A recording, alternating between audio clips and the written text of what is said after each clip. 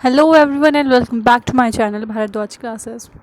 हम fourth part आज मैं पोस्ट कर रही हूँ। हमने दो पार्ट्स में बहुत अच्छे तरीके से अकाउंट्स क्लास 12th का एक चैप्टर स्टार्ट किया था, जिसमें हमने chapter first accounting for not for profit organisation पढ़ना शुरू किया था, जिसमें हमें साफ साफ ये पता चल रहा था कि नॉट फॉर प्रॉफिट ऑर्गेनाइजेशन होता क्या है, उसके कैरेक्टरिस्टिक्स क्या होते हैं, फीचर्स क्या होते हैं, उसमें अकाउंटिंग रिकॉर्ड्स किस तरीके से बनते हैं, जिसमें हमने बैलेंस शीट पढ़ लिया था, इनकम एंड एक्सपेंडिचर अकाउंट पढ़ लिया था। तो आज हम उससे आगे स्टार्ट करने वाले हैं। पार्ट 4 है वीडियो का।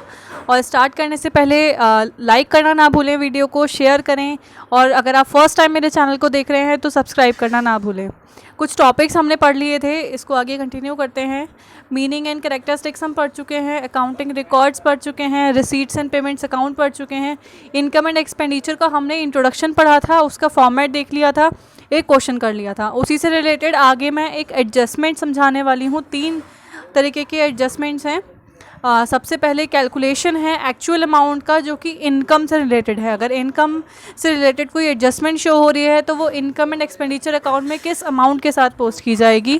Calculation of actual amount of expenses, अगर एक्सपेंसेस है किसी तरीके का और उसके साथ एडजस्टमेंट हो रही है तो किस अमाउंट के साथ, किस अमाउंट से वो इनकम एंड एक्सपेंडिचर अकाउंट में जाएगी। और third one is actual amount of stationery used, provisions और मेडिकल यूज्ड, जो मेडिसिन वगैरह हमने यूज़ करी हैं वो किस तरीके से इनकम एंड एक्सपेंडिचर अकाउंट में जाएंगी, वो सब हम एडजस्टमेंट के साथ देखेंगे। सबसे पहला नोट्स मैंने हाथ से बनाकर लिखे हैं, टाइम कम था तो आपको समझ आएगा। इसको पॉज करके या फिर जूम करके आप देख सकते हैं, स्क्रीनशॉट ले लीजिएगा। सबसे पहले हम इनकम की बात करते हैं। एक्चुअल अमाउंट हमें इनकम का फाइंड आउट करना है, जो कि हम इनकम एंड एक्सपेंडिचर अकाउंट में डालेंगे। इनकम्स फॉर एग्जांपल, और इसमें रेवेन्यू इनकम्स आती हैं, हमने पढ़ा था। इनकम एंड एक्सपेंडिचर अकाउंट में कैपिटल नेचर की इनकम्स नहीं आती, रेवेन्यू नेचर की इनकम्स एंड रेवेन्यू नेचर के एक्सपेंसेस आते हैं इसमें। जैसे कि सब्सक्रिप्शन हो गया, इंटरेस्ट, फीस, और कोई भी इनकम जो रेवेन्यू नेचर की है हम वही इसमें लिखते हैं। तो सब्सक्रिप्शन एक मैंने एग्जांपल ले लिया, जिसमें पहले हमें क्वेश्चन में गिवन होता है टोटल अमाउंट रिसीव, कितना अमाउंट रिसीव हुआ है। ये हमें रिसीट एंड पेमेंट अकाउंट से भी मिल सकता है। ये जो अमाउंट है फर्स्ट, ये हमें रिसीट एंड पेमेंट अकाउंट से मिल सकता है। अगर क्वेश्चन में है तो रिसीट एंड पेमेंट अकाउंट में पहले ट्रांसफ़र होगा। देन उसके बाद कुछ 4 चीज़ें हैं, बहुत ध्यान से सुनिएगा। Last year outstanding amount included in total amount of current year. रटेंगे तो नहीं समझ आएगा, जितना समझ कर करेंगे उतना समझ आएगा। सो लास्ट ईयर का आउटस्टैंडिंग अमाउंट जो कि इस टोटल अमाउंट रिसीव में इंक्लूड है, प्लस करना है या माइनस अभी देखेंगे धीरे धीरे। लास्ट ईयर का आउटस्टैंडिंग, मैंने क्या कहा था, इनकम एंड एक्सपेंडिचर अकाउंट में करंट ईयर से रिलेटेड जितने भी एक्सपेंसेस होते हैं, जितने भी इनकम्स होते हैं, हम उन्हीं को ही लिखते हैं। तो क्योंकि लास्ट ईयर का आउटस्टैंडिंग है, ठीक है, तो ये लास्ट ईयर से रिलेटेड हो गया, करंट ईयर में नहीं आएगा। अगर इंक्लूडेड होता है तो माइनस करेंगे, इसलिए माइनस किया हुआ है। और जब हम बैलेंस शीट बनाएंगे उस टाइम पर ओपनिंग बैलेंस शीट के अंदर इस अमाउंट को डालेंगे। Second one is amount of next और future year received in advance in current year. अगले साल का जो अमाउंट है वो हमें करंट ईयर में एडवांस रिसीव हो गया, कैश रिसीव हो गया है, रिसीट एंड पेमेंट अकाउंट में ज़रूर जाएगा, लेकिन हम इनकम एंड एक्सपेंडिचर अकाउंट से लेस कर देंगे अगर टोटल अमाउंट में ये इंक्लूडेड है तो। अगर इंक्लूडेड नहीं है तो हम इसको छोड़ सकते हैं, सिर्फ रिसीट एंड पेमेंट अकाउंट के अंदर ये जाएगा। नेक्स्ट अकाउंट अमाउंट लिखा हुआ है, amount receive in advance in previous year belongs to current year, जो कि हमने प्रीवियस ईयर अमाउंट पे कर दिया है लेकिन है वो करंट ईयर का। इट मीन्स कि एडवांस पेमेंट हुई है लेकिन वो इसी ईयर से बिलोंग करता है, तो हम ऐड ऑन करेंगे। और जब हम बैलेंस शीट बनाएंगे तो ओपनिंग बैलेंस शीट के अंदर वो अमाउंट जाएगा। फिर fourth one is outstanding amount for current year. इसी साल का जैसे 31 मार्च 2020 को बैलेंस शीट ओवर होती है, 31 मार्च 2020 तक हमारा कोई अमाउंट अगर आउटस्टैंडिंग है तो वो है तो इसी करंट ईयर का, ठीक है, और तो इसी अकाउंट इसी फाइनेंशियल ईयर में वो ऐड ऑन होगा। जब हम ये चारों एडजस्टमेंट्स कर देंगे तब हमारा एक्चुअल अमाउंट ऑफ सब्सक्रिप्शन आएगा for the current year, posted, जो पोस्ट होगा इनकम एंड एक्सपेंडिचर अकाउंट में क्रेडिट साइड पर, क्योंकि क्रेडिट साइड पर इनकम होती है और हम इनकम ही टॉपिक पढ़ रहे हैं, इसमें सब्सक्रिप्शन तो सिर्फ एक एग्जांपल है। अच्छा, एक एग्जांपल मैं और इसी से ही रिलेटेड और देती हूँ। फॉर एग्जांपल, अगर हम स्कूल में फ़ीस जमा करते हैं, ठीक है, अगर इस टाइम आप 12th क्लास में हैं, ठीक है, फर्स्ट पॉइंट दोबारा से शुरू करती हूँ।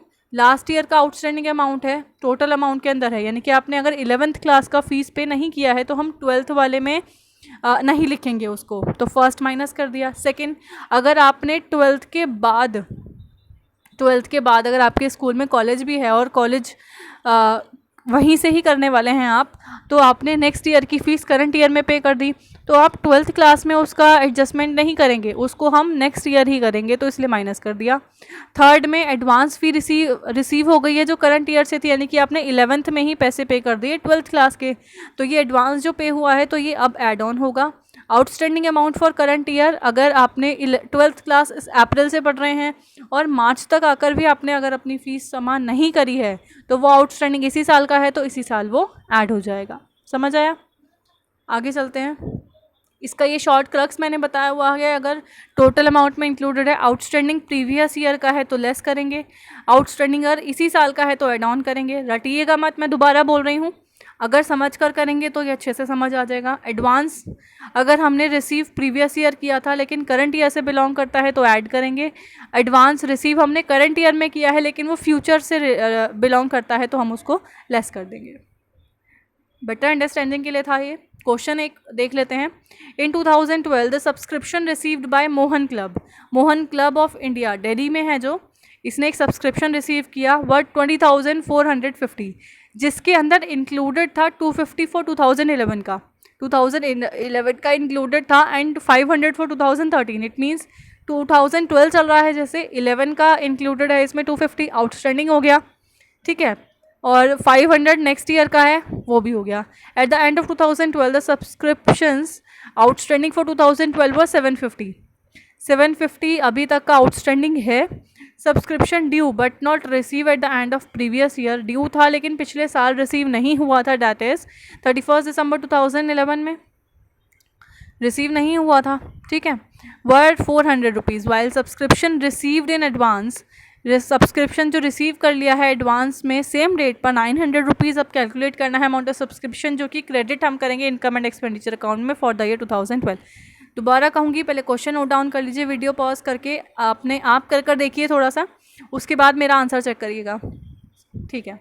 मैं बताती हूँ अब इसमें क्या करना है कि हमारे पास सब्सक्रिप्शन है 20,450 का, इसमें 2011 का आउटस्टैंडिंग अमाउंट अगर इंक्लूड है, सबसे पहले इसको माइनस करेंगे क्योंकि पिछले साल का है, इस साल हम नहीं लिखेंगे।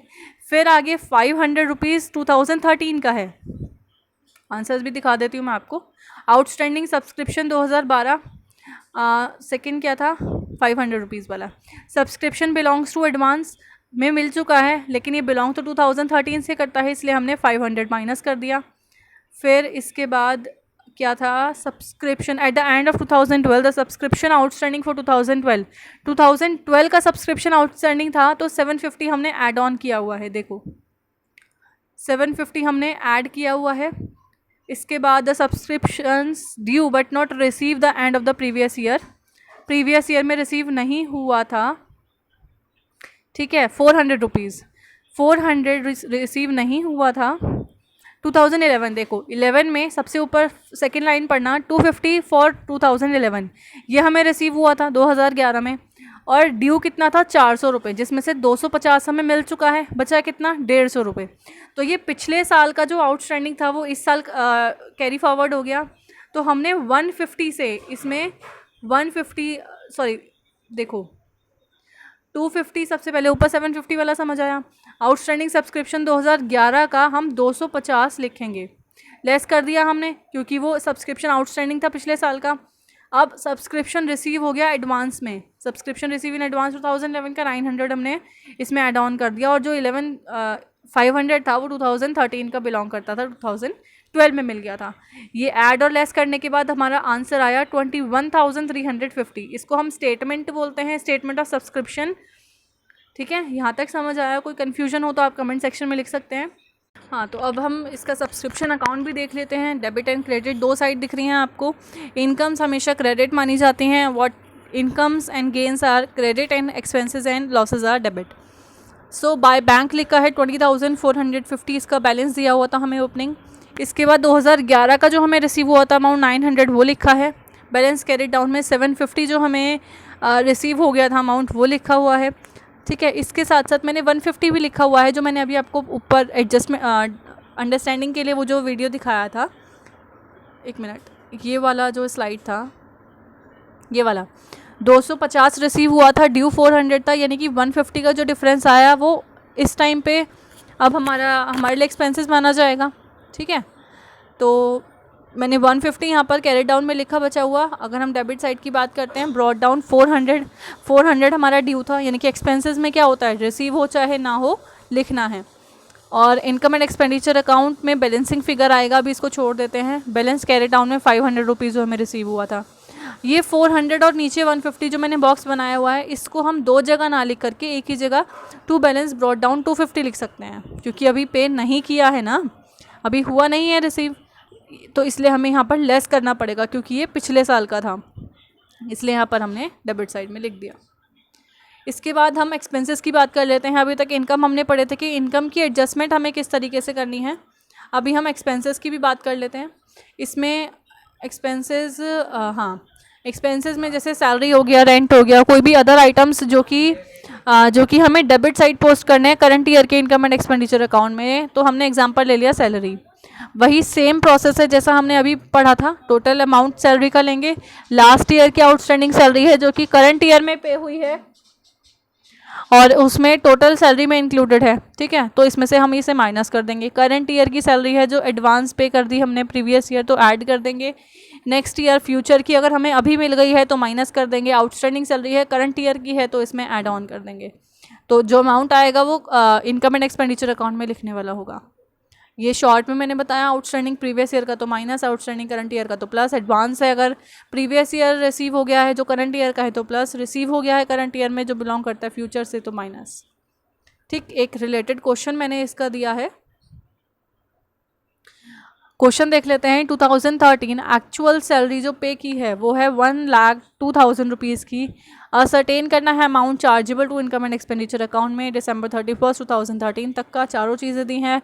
प्रीपेड सैलरी गिवन है 2012 की, प्रीपेड सैलरी ऑन 31 December 2013 का है। आउटस्टैंडिंग सैलरी 2012, आउटस्टैंडिंग सैलरी 2013 का। मैं दोबारा से कहूँगी वीडियो पॉज कर लीजिए, इसको क्वेश्चन को नोट डाउन कर लीजिए, पहले खुद आंसर करिए, उसके बाद ही मेरा आंसर चेक करिएगा। आगे चलते हैं। टोटल सैलरी हमें 1,02,000 दी हुई थी। आउटस्टैंडिंग सैलरी जो 2013 की ही थी तो हमने ऐड करी। आउटस्टैंडिंग सैलरी जो पिछले साल की थी वो माइनस हो गई। प्रीपेड सैलरी जो इसी साल की थी, हमने पहले से पे कर दी थी तो अब ऐड ऑन होगी। जो फ्यूचर की थी और प्रीपेड सैलरी अभी मिली है तो वो हमने लेस कर दिया। तो अमाउंट आ गया इनकम एंड एक्सपेंडिचर अकाउंट का 1,06,500। सैलरीज अकाउंट हमने बना लिया। मैंने उधर लिखा नहीं था लास्ट वीडियो में जो बैलेंस शीट बनाई थी, यहाँ पर देख लीजिए। अगर हम बैलेंस ब्रॉट डाउन करते हैं तो उसमें आउटस्टैंडिंग अमाउंट लिखते हैं जो लास्ट ईयर का था। यहाँ पर लास्ट ईयर का आउटस्टैंडिंग अमाउंट था 9,000। फिर हम income and expenditure account balancing figure रखेंगे। अब क्या हुआ, जब हम इनकम की बात कर रहे थे तो वहाँ पर हमने क्रेडिट साइड में सारी चीज़ें जो आने वाली थी वो लिखी थी। अब एक्सपेंसेस में ये उल्टा हो चुका है। ठीक है, एक्सपेंसेस में उल्टा हो चुका है। यहाँ पर डेबिट साइड में लिखेंगे हम, जो हमें मिला था, जो हमने पे किया था अमाउंट वही था ना, जो पे करते हैं वो डेबिट होता है हमारे लिए, एक्सपेंस जो होता है, इसलिए हमने डेबिट साइड लिखा है। नाम चेंज हो गए हैं सिर्फ। टू बैंक लिख दिया हमने, जो अमाउंट पे किया था हमने करंट ईयर में। टू बैलेंस ब्रॉट डाउन, जो कि प्रीवियस ईयर में पे कर दिया था हमने अमाउंट करंट ईयर का। और टू बैलेंस कैरेट डाउन, जो आउटस्टैंडिंग अमाउंट है करंट ईयर का ही, वो किया। बाय में बैलेंस ब्रॉट डाउन लिख दिया, आउटस्टैंडिंग अमाउंट पिछले साल का जो था वो लिख दिया। By balance carried down, advance पे जो हमें अगले साल का अभी मिल गया है वो लिखा है 6,000। बैलेंसिंग फिगर करेंगे तो इनकम एंड एक्सपेंडिचर अकाउंट का अमाउंट आ जाएगा। आप ऐसे करके देख सकते हैं, आपका आंसर सेम आएगा। इसके बाद अमाउंट ऑफ स्टेशनरी, थर्ड जो पॉइंट हमने पढ़ा था, अमाउंट ऑफ स्टेशनरी यूज्ड और प्रोविजंस और मशीनरी यूज्ड, उसका क्वेश्चन है। इसमें मैं क्वेश्चन के ज़रिए समझा रही हूँ, मैंने दोबारा से स्टेटमेंट नहीं बनाई है। थोड़ा ध्यान से समझिएगा, इसमें एक दो चीज़ें थोड़ी सी डिफरेंट है। Stock of stationery on January 1, 2012 30,000। Stock of stationery, क्योंकि हम करंट ईयर 2012 है, ये स्टार्टिंग का बता रहा है। ठीक, स्टॉक है ये हमारा, यानी कि ओपनिंग बैलेंस है, ये टोटल स्टॉक है मतलब। Creditors for stationery on 1 January 2012। Creditors means outstanding रहा होगा कुछ amount. Advance paid of stationery carried forward from 2011 से कैरी फॉरवर्ड हुआ है हमारा इस साल, आउटस्टैंडिंग अमाउंट रहा होगा, यानी कि अमाउंट हमने पे किया है स्टेशनरी का इसी 2012 में ही पे किया है, ठीक। Stock of stationery on December 31st 2012 stock ये रहा, यानी कि क्लोजिंग है। Creditors for stationery 31st December 2012 outstanding amount है। Advance paid for stationery on December 2013 advance में जो पे हो गया है, यानी कि नेक्स्ट ईयर का इसी ईयर पे हो गया है। पहले क्वेश्चन को पॉज करके नोट डाउन कर लीजिए, खुद करने की कोशिश कीजिए, उसके बाद अगर मेरा आंसर देखिएगा।